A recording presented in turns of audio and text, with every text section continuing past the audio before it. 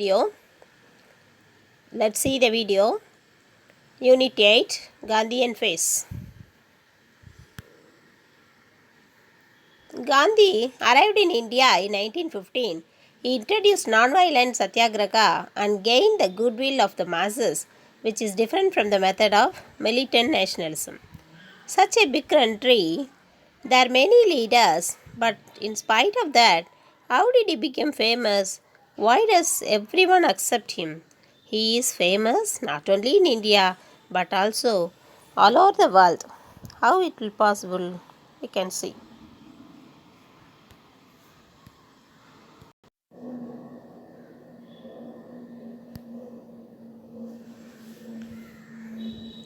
Family. Gujarat Porbandar. Mother is Putlibai and father was a Diwan. He studied law in England 1888 to 1891 and became a barrister. His nationalist story start from here. What happened after he finished law? He came to India in 1891 but was not successful. Then he went to South Africa to assist in a lawsuit.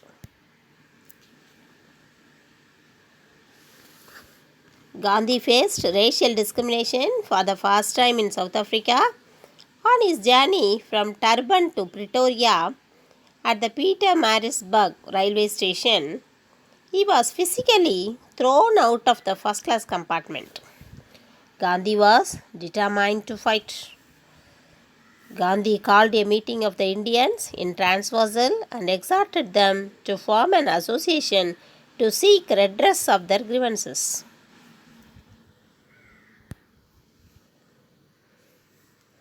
Indians in the Transvaal had to pay a poll tax of £3, could not own land except in areas marked for them, and could not move outdoors after 9 pm without a permit. He launched a struggle against such unjust laws.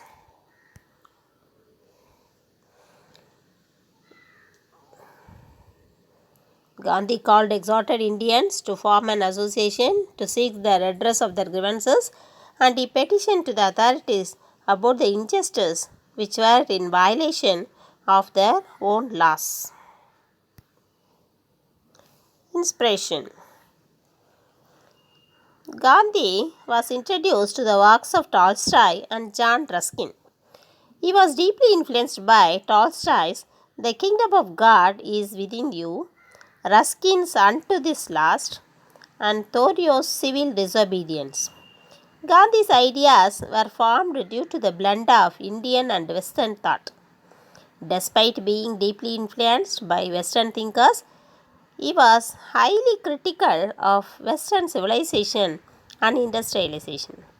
Inspired by Ruskin, Gandhi established the Phoenix Settlement and the Tolstoy's farm equality, community living, and dignity of labor were inculcated in these settlements. They were training grounds for the Satyagrahis.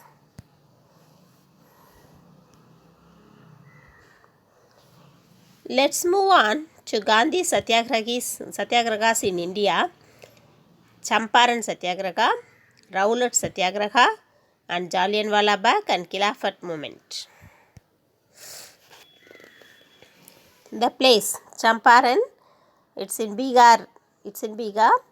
In the year 1917, he started Champaran Satyagraha.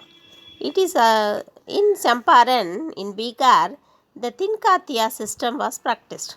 Under this exploitative system, the peasants were forced by the European planters to cultivate indigo on 3/20th of their holdings. What is Tinkatia system? What was his meaning, Peasants forced to grow indigo on 3/20th of their land. Indigo means that is the dye for a blue color dye, indigo plant. It is very injurious for to the soil. After we cultivate indigo, we can't put food crops. It will become poisonous. But British, they want more money. they asked the peasants forced to grow indigo. The peasants opposed this. Towards the end of the 19th century, German synthetic dyes are forced indigo out of the market. The European planters of Champaran, while realizing the necessity of relieving the cultivators of the obligation of cultivating indigo, wanted to turn the situation to their advantage. They enhanced the rent and collected illegal dues as a price for the release of cultivators from the obligation. Resistance erupted. Rajkumar Shukla, an agriculturist from Champaran who suffered the hardships of the system, prevailed on Gandhi to visit Champaran. On reaching Champaran, Gandhi was asked by the police to leave immediately. When he refused, he was summoned for trial. The news spread like wildfire and thousands of swarmed the place in support of Gandhi. According to Gandhi, the country thus had its first object lesson in civil disobedience. He was assisted by a lawyer by profession and Rajendra Prasad, who became the first president of independent India. The success of Champaran Satyagraha, followed by his fruitful intervention in Ahmedabad mill strike and Kheda Satyagraha in 1918, helped Gandhi establish himself as a leader of mass struggle.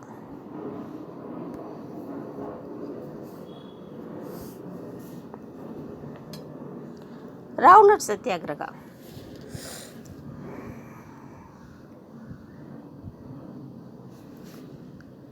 The Rowlatt Act was enacted which provided for excessive police powers, arrest without warrant, and detention without trial. Rowlatt Act means, what is Rowlatt Act? Without any warrant, Britishers just came and arrest mass of the people and put them jail. They won't say when they will release, what for they are arrested. They didn't say anything at all. Simply they came and arrest without any warrant. That is called Rowlatt Act. Gandhi called it a black act and in protest called a nationwide satyagraha on 6th April 1919.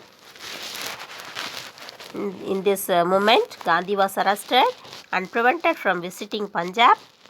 On 9 April, two prominent local leaders, Dr. Saifuddin Kichlew and Dr. Satyapal, were arrested in Amritsar.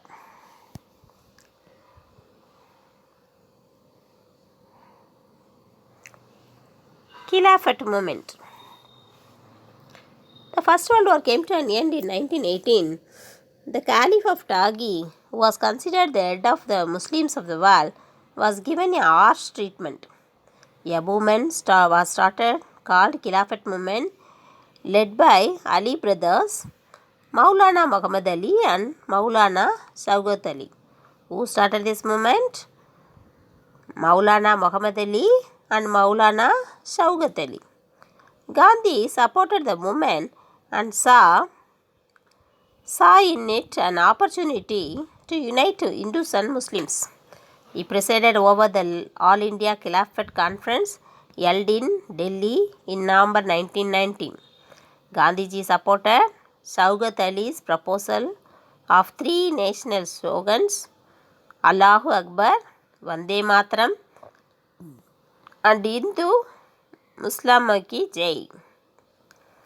The Khilafat Committee meeting in Allahabad on 9 June 1920 adopted Gandhi's non-violent and non-cooperation program. Non-cooperation was begun on 1st August 1920.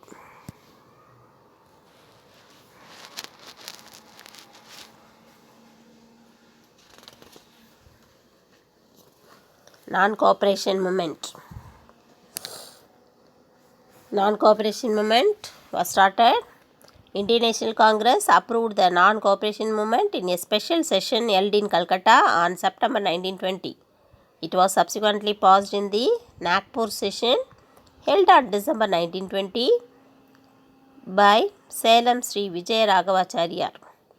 The program of non-cooperation included surrender of all titles of honors and honorary offices, non-participation in government functions.